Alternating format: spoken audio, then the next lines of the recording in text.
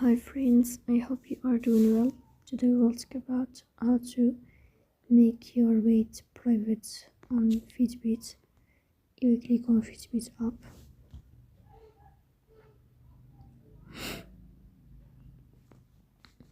Here we go to this window of profile. Then we click on Fitbit settings. In this page we click on social and sharing.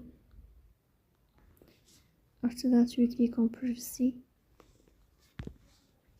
Here we go to weight like this, and then you can click on private, and you can know how to make weight private on Fitbit app.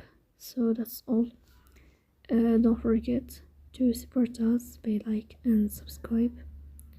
See you next time in another video, and thank you for your watching.